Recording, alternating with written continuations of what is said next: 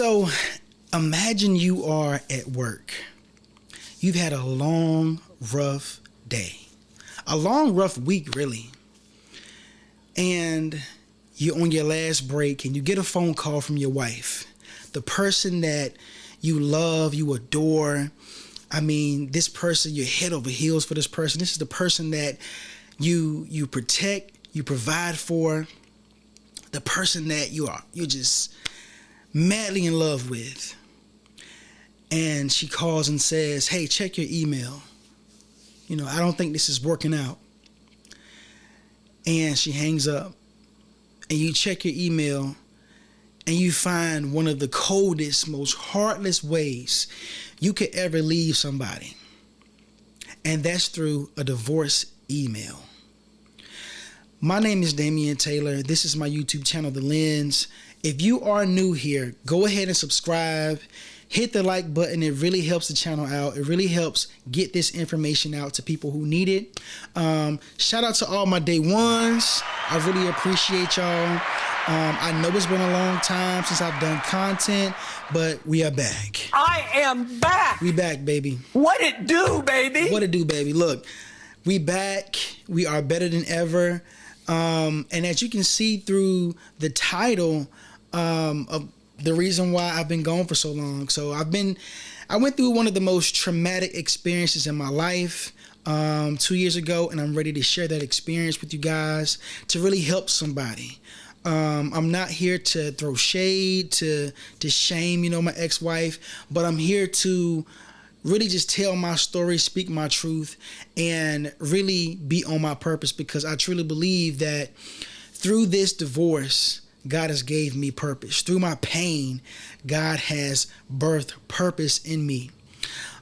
So, if you know someone who may be going through divorce, may be on the brink of divorce, send them this video. Even if you aren't married, this is something that you might want to listen to get some advice from, to get some wisdom from, to prevent divorce from happening in your life. So please subscribe. Shout out to all my new subscribers. I really appreciate y'all. Welcome to the family. We've been on this relationship thing for a long time. This is my calling. This is what I love to do. And going forward, we are going to just do some great things. We're going to do some great things. We're going to help some people heal. We're going to save some people's marriages. And we're going to help people that want to be married to become married. Okay? So let's get into it. Divorce is something that breaks not only a family, but it breaks a person. It breaks your soul. It crushes your spirit. It breaks your heart. It tears down your mental. And it puts you in a place to where you're almost to the point where you can't recover. And when I got that phone call that night, that put me in a place to where I almost did not recover. I almost did not come out of that situation. I became so depressed. I'm talking about, I had never in my life experienced depression on that level. You're talking about one of the most traumatic experiences you could ever go through. I mean, to have the person that you dedicated your entire life to, the person that you made sacrifices for, the person that you've made kids with, you've built a life together, to leave you and to abandon you for no reason. That is one of the most heartbreaking things that could ever happen. And for somebody to leave you a email, that is heartless. That is cold. That gives, I don't care. I am selfish. I don't care about you. I don't care about our children. I don't care about the future. I don't care about myself. I'm going to leave. That is a feeling that I don't wish on my worst enemy. And when my wife left, it put me in that state of depression. It put me in a suicidal state, to where I had to get therapy. And I'm so thankful that I had friends, true friends, and true family around me to help me through that moment.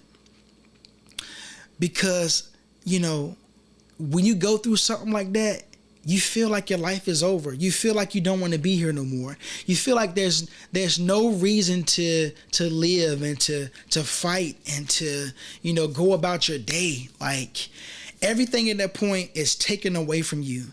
What you've built. Like, I waited 30 plus years to get married and to have kids, to do it the right way, to, get married, to move in, to have make a child within wedlock. You do all those things. You uproot your life for a person. You help that person build financially, career-wise. Like, and for that person to just up and leave you, man, crushing. And that's what I done for my wife. Like, when I met my wife, my wife didn't have much. I didn't have much, but I was building. I was to a point where the job that I had at that time, I was a community director and a Title IX investigator for a local college. And that college was paying for me to stay on campus in a campus apartment. And might not have been the best thing, but I had a plan. I had a plan to save money, to work on myself financially. And I'd done such a great job to the point that when I did meet my wife and we dated and got to the point of engagement, I paid for my wife's paid for her wedding ring, cash. I'm talking about built the ring from the ground up, made it a really, really special, sentimental ring. And that ring was not cheap. If y'all remember what the ring looked like, a lot of people who follow my journey, when I posted the ring on social media, I mean, we're talking about thousands. And it's more than 2, more than 3, more than 4, more than 5. So, but when you're dedicated to somebody and you love somebody and you're so excited to be married, you're excited to take on this huge responsibility, that's what you do. You want to give that person the best that you can give them. And for that person to abandon you for no reason, to take your child from you, that is heartbreaking. This woman left, and that night that she called me and told me to check my email, she was already at her parents' house, and it was her dad's birthday, and they had been planning her dad's birthday party. And she hadn't seen a lot of her family in a long time, so I wasn't tripping. I was like, well, babe, you might want to spend some time over there, with your parents and your family that came down from Maryland, and this would be some time for you to, get out the house and really enjoy them. Because for a lot of people who don't know, my daughter was a preemie. And she was in the NICU for 41 days. And that was one of the most, you talking about depression. We got a phone call on our very first wedding anniversary day. Like, literally, we're on our way to go celebrate our first wedding anniversary.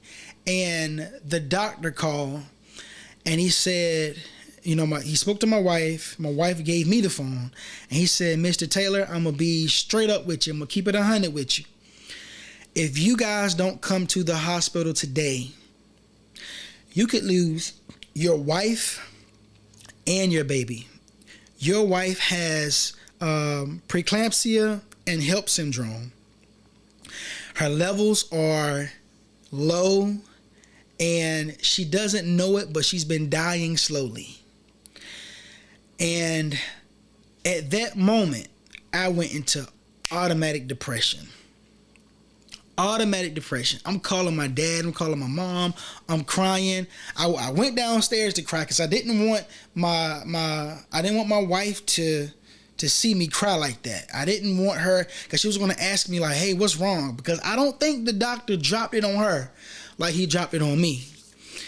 And so we had been through a lot. We overcame that. Like, even though that was one of the hardest times we've ever been through as a married couple. You know, I never expected the outcome to be that my wife would leave. And I know that she experienced postpartum depression. At that time, I couldn't believe she experienced it because I never heard of it. The doctors did not educate us on it, didn't even mention it.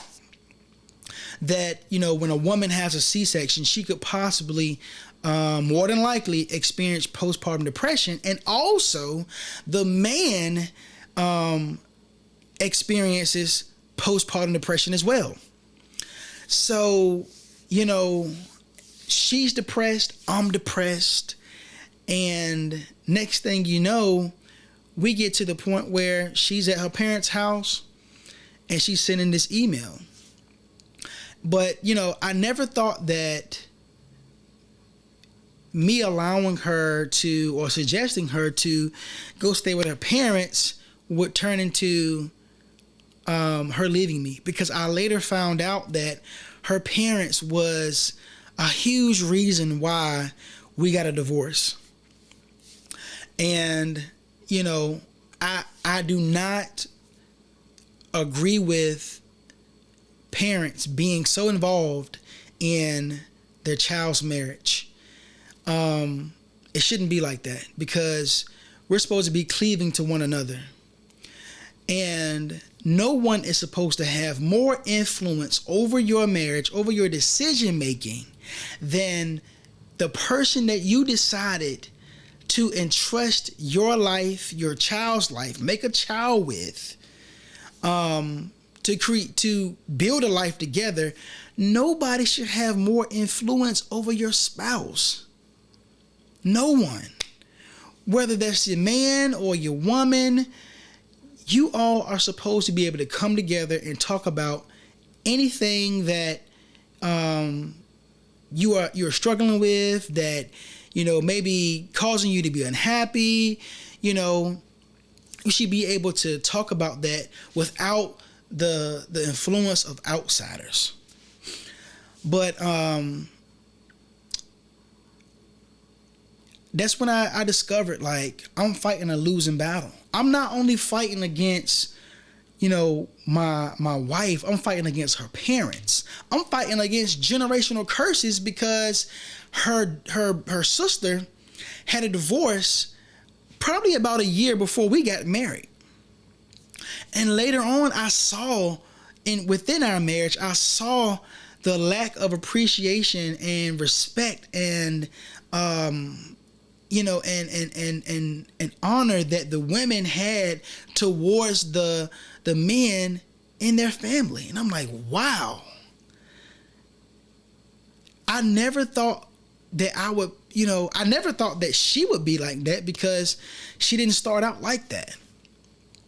But that's why it's important to not only get to know your wife, but to get to know the generational curses, to get to know the women in her family. What examples have she seen? What is she gleaning from?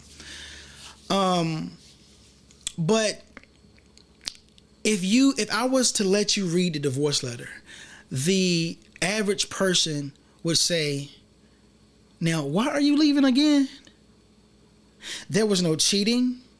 There was no domestic violence. There was no financial issues. I was paying 100% of the bills. Before my wife went into the hospital, she paid the small things like, you know, the lights, the water, trash, stuff like that, internet bill. But as far as the heavy lifting, you know, I prided myself on taking care of those things. My wife was on my car insurance, my health insurance, life insurance, everything. Like, I'm talking about, I made sure that if anything happened to me, you know, that she and my daughter were taken care of. I went out as soon as my wife got pregnant. I went out and increased my life insurance because you never know what might happen. I went out and took a life insurance policy on my daughter and my wife because you never know what might happen, because that's your role as a man, to make sure your family is taken care of. So there were no financial issues. I was work home. I didn't hang out with, you know, my frat brothers. I wasn't hanging out with my homeboys. I wasn't out spending up all my money, drinking up all my money in the club, you know, smoking my money away. I don't smoke, and I drink occasionally. So reading this letter, and a person is basically telling you that, hey, I'm just unhappy. Well, why are you unhappy? And can we work on this? Can we talk about this? Can we fix this? And in so many words, the response was, no, I don't want to. Because when a person truly wants to be there, when a person truly loves you, when a person is truly invested in you, they'll make every possible effort to make things work, to work on it. And I'll never forget, like, I tried everything. I chased this woman for, November, because she left me like a couple days before my birthday. So November, December, January, February, March, probably like 5-6 months, I chased this woman. I chased this woman for like 5 to 6 months, trying everything, bringing flowers to her parents' house, because when she left, she moved out, took everything, only left me a blow-up bed, a dryer, a patio set, and a couple of dishes, even took some of the food, and moved in with her parents. And I'm talking about, this is cold-hearted, y'all. This is abandonment at its finest. And you move in with your parents, and it's like, I'm trying everything. I'm talking about trying to take you on dates, vacations, like I said, flowers, offering to go to therapy, counseling, offering to talk to the pastor, everything. Not one time did she say, okay, baby, I'm coming back home. We're going to work on this thing, and we're going to make it right. Not one time.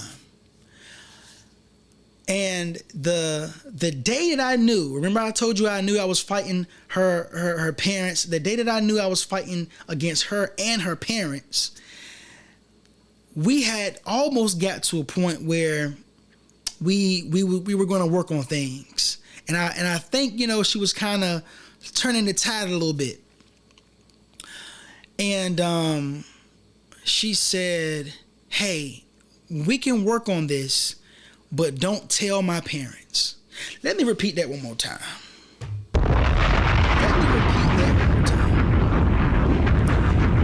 We can work on this, but don't tell my parents. And I'm like, what?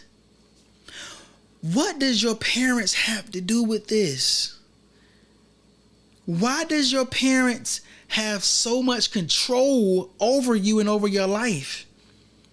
And for some people, their parents, their other family members, or their friends, they are God in their life. And what they say has more influence over their life than you would ever have. And at that point, I realized I'm fighting a losing battle.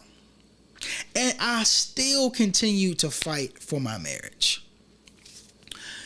And so going forward, she filed for divorce.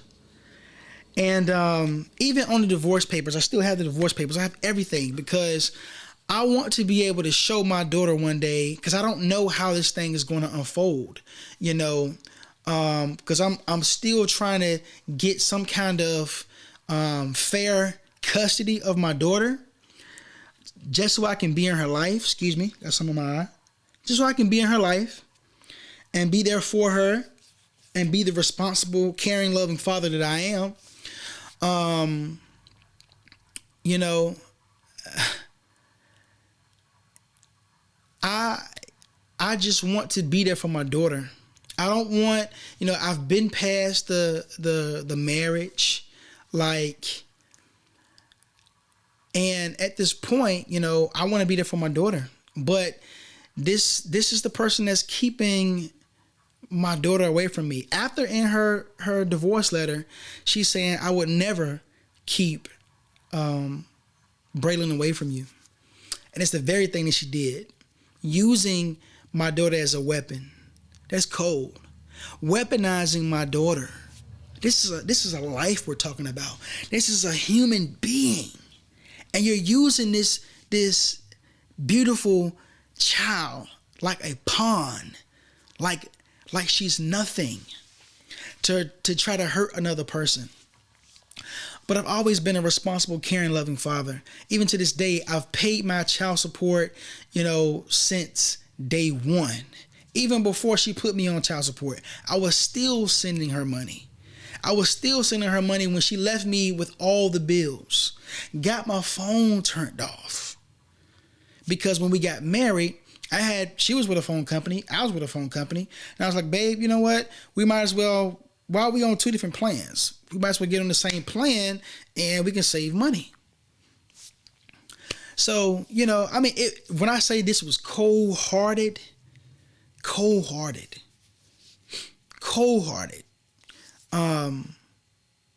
And I know I might be rambling a little bit, but, you know, I just want to share that all the time is not the woman that's devastated in a marriage.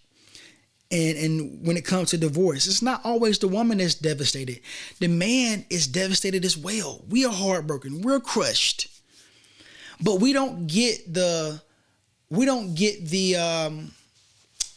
privilege of the help. You know, we don't get the privilege of the sympathy, the empathy. We don't get that. We don't get the understanding. You know, for us, it's just suck it up, get over it, keep moving. I know she took everything, but just go and rebuild. That's what we get. But I fought hard for my marriage. And she filed, like I said, we got to court, and she didn't even show up for court. And the judge was like, you know, Mr. Taylor, you know, why are you getting divorced? Because she didn't even put a reason on the divorce papers, because she didn't have a legit reason. And the judge is going down, you know, this list of things that may have caused, you know, divorce, or things that because he had been doing this for a long time, and he's seen a lot of stuff, and he's like, you know, was it, you know, infidelity? No, sir. Domestic violence? No, sir. No text messages, no photos of her, you know, with bruises, being beaten, you know, no police reports, nothing. Finances, I mean, he went down the whole nine. No, sir, your honor. No, sir, your honor. No, sir, your honor. And he's like, this is the judge. The judge is telling me, you know, I'm sorry that you're going through this. You know, I've seen cases to where people go through way more and really have justifiable reasons for divorce. But in this case, I felt like you guys could have worked it out. You could have had, you know, counseling or therapy. And I'm like, Your Honor, I agree, but you can't make somebody stick it out. You can't make somebody, you know, love you. or work on the marriage. And people don't realize that they've made the biggest mistake of their life until they get to on that other side where they thought the grass was greener. And I kept telling her, I was like, so you really want to go out here and be a single mother in this world, in this dating pool, in this economy. You're leaving a man that truly, genuinely loves you. I wasn't perfect in a marriage. I'm not claiming to be the perfect husband. But I know that I love my wife. I was faithful to her. I dedicated my life to her. I dedicated my resources to her, my heart. I was willing to change anything about me that she didn't like, that may have caused her to be unhappy, because that's how much I loved her. I was willing to sacrifice anything. Like the word says, husbands, love your wife as Christ loved the church and laid down his life. I was willing to lay down my life for this woman, but I didn't have the same in return. And a lot of people get out here and they regret the decisions that they make. They regret leaving this person that they've built a life with. And I'm not talking about myself, but you have people that you got 3, 4, 5 kids with this person. And it's easy for you to just up and leave. That is crazy to me. That is crazy to me. You've built a life. This person is invested in you. You've invested in them. You've learned each other. You've molded yourself to them. They've molded yourself to you. You guys are so interlocked and intertwined, you don't even realize it. So you go out here and try to get into a new relationship, and you're doing things that you did for your husband, your ex-husband or your ex-wife, that you're doing those things for this person that you thought was good, and this person is like, whoa, I don't like that. What worked for y'all don't work for me. So now you got to reprogram yourself and, get yourself to a healthy state mentally, financially, spiritually, just to go out here and possibly find, because it's hard out here. If you're out here in this dating pool now, you know how hard it is to find somebody. We ain't even talking about, let's just talk about somebody who just want to get married. It's not a lot of people out here that even want to be married. But to find somebody that wants to be married, that loves you unconditionally, because she wasn't the perfect wife. Just like I wasn't the perfect husband, she wasn't the perfect wife. The only difference is I'm willing to accept you for all your flaws, for things that I don't like, don't agree with. I'm willing to wait on you to change them. And if they never change, guess what? I still love you. I'm still right here by you. I'm still sticking by your side. But the spirit of selfishness is running so rampant in our community. This spirit of not appreciating one another, of not understanding or trying to understand one another, is running so rampant in our community, and it's destroying families. It's destroying destinies. It's destroying lives. Those kids are hurting. I can see the hurt in my daughter's eyes when I see her. When she sees me and she lays her head on my shoulder and she's hugging me and she don't want to let go, I feel that hurt. I feel that pain. I feel the statistical disadvantage that my wife has put my daughter in because she decided to leave and wreck her own home. And it's unfortunate. So if you are to that point where you are on the brink of a divorce, or you are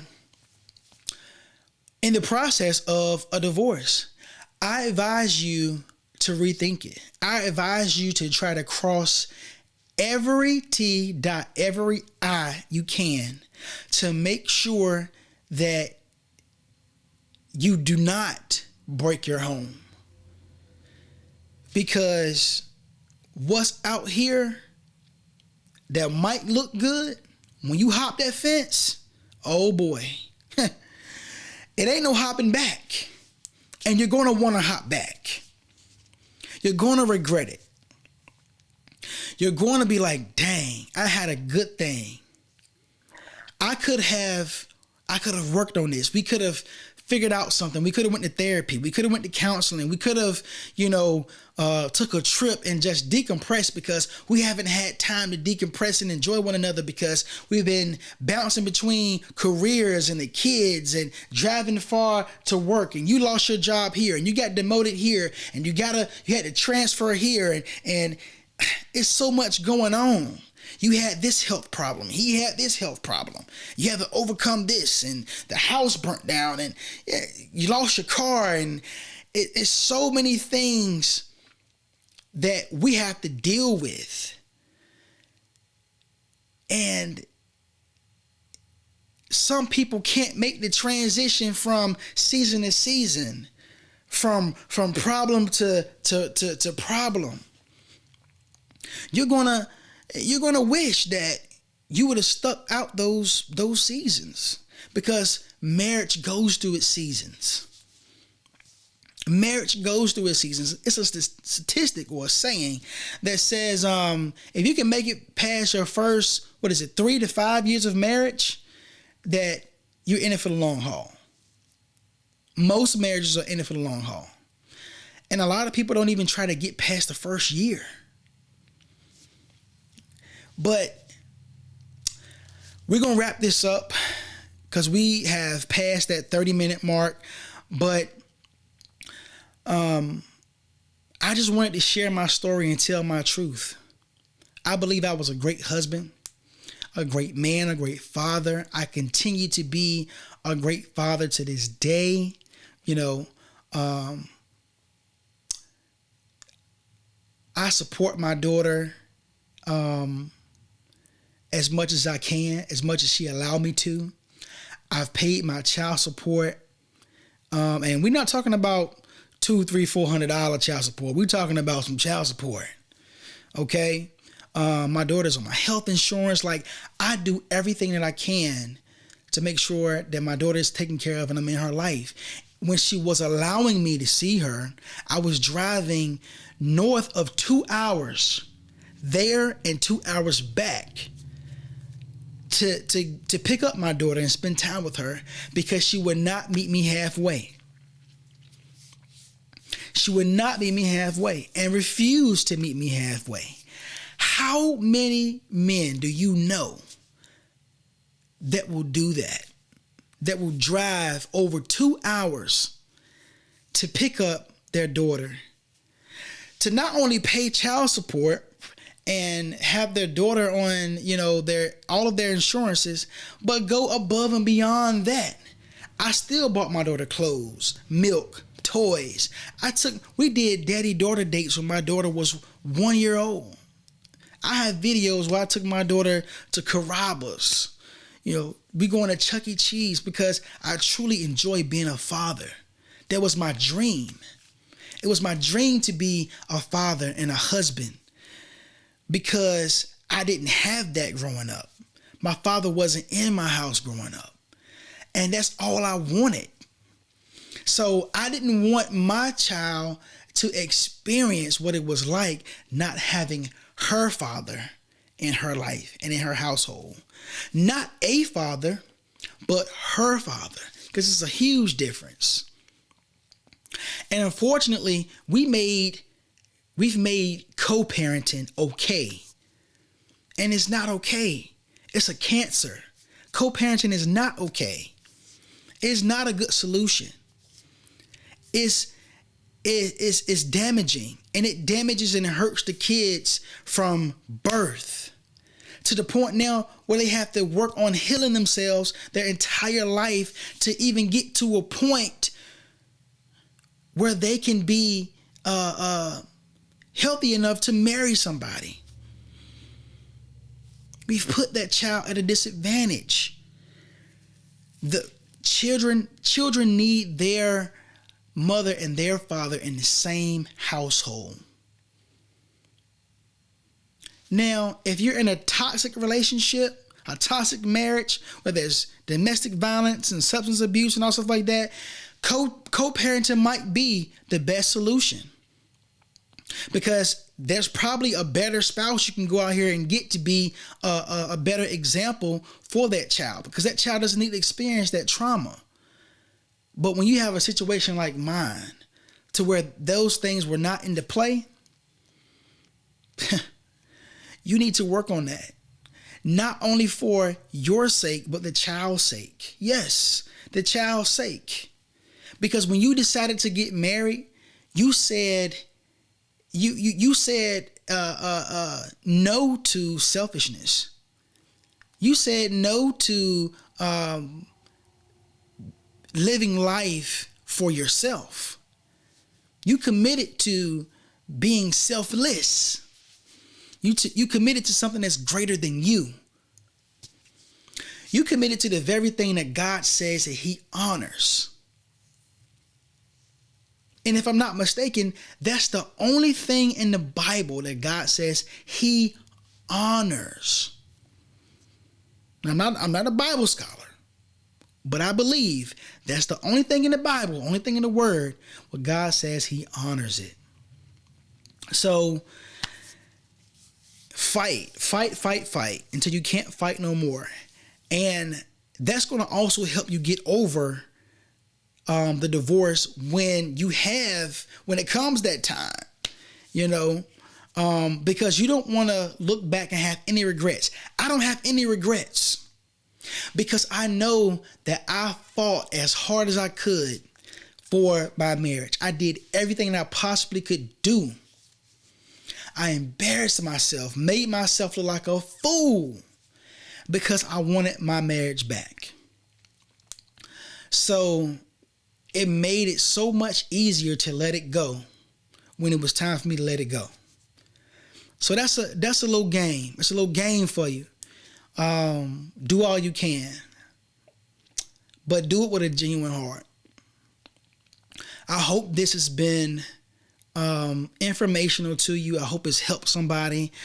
I hope that it's opened up a lot of people's eyes, to the possible hurts and traumas and damage it can cause to people, not only to the people connected to you, but yourself. Because now she's out here unprotected as a woman.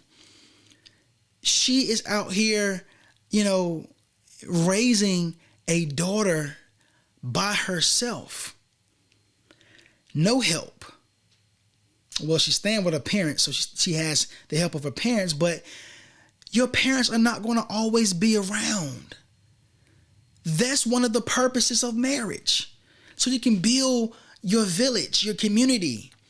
So you can establish a strong family structure to support one another. Our parents are not going to always be around. We're not going to always be around. So appreciate the person in your life that has decided to dedicate their life to making sure that you're okay. Appreciate them. Celebrate them. Honor them. Make them the priority. Make them the biggest influence in your life. Whatever it is that, or whatever reason that you guys have fallen out or fallen out of love, find that reason and work on it. Because marriage it's not about love. It's not about love. Love is a component. Love is like the glue. It's like the umbrella. And it covers the marriage. It covers the marriage when there's no understanding. It covers the marriage when there's no respect. When there's no appreciation. And it covers it until you can get back to the point where you're understanding each other. You're respecting each other. You're appreciating each other. But it's not about love. Because love is a feeling. Love can be conditional at times. But really, love is a choice. It's an action. Don't tell me you love me and leave. Don't tell me you love me and you don't fight for what we have. Don't tell me you love me and you're letting outside influences influence your decision about our covenant towards God. Don't tell me you love me, because you don't love me, because love is not a feeling. It's action. And it's not conditional. You can't say, baby, I love you because what happens when that because is not there no more? I love you because, baby, you love me. Well, what if I don't really love you at times? What if, what you gonna do then? Well, I love you because, oh, you're such a good provider. Well, what if I lose my job? Love is a choice. Staying together is a choice. And you have to choose to stay together and fight.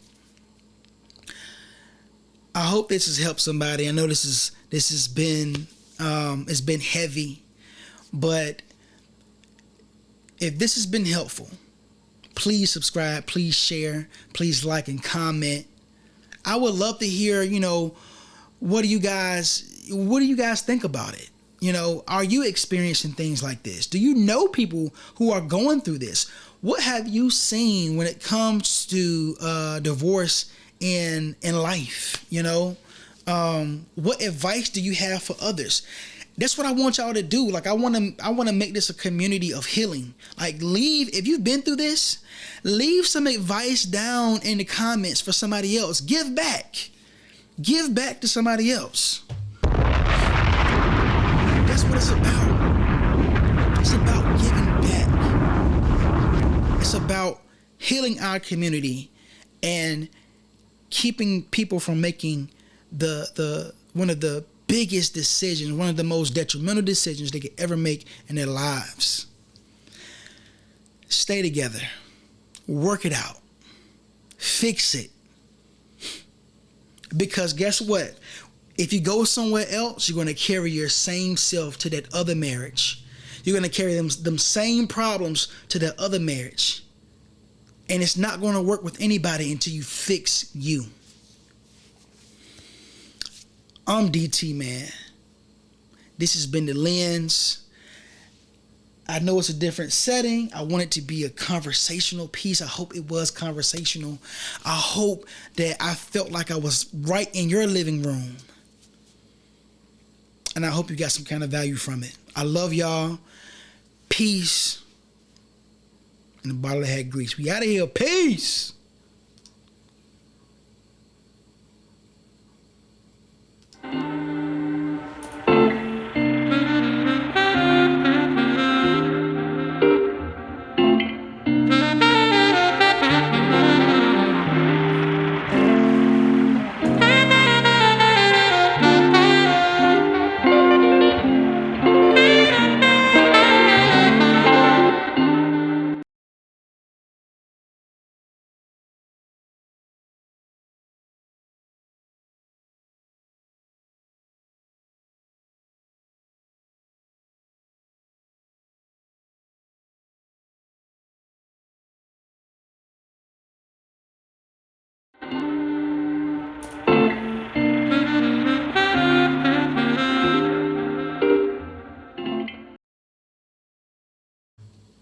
So that was a blooper. But what I was saying was, subscribe, dog. Subscribe. After all that game, after I just let y'all in my personal life like that, yo, hit the subscribe button. I love y'all, man. Come on, man. Hit that button, man. Hit the like button. Hit the like button. Doggone me.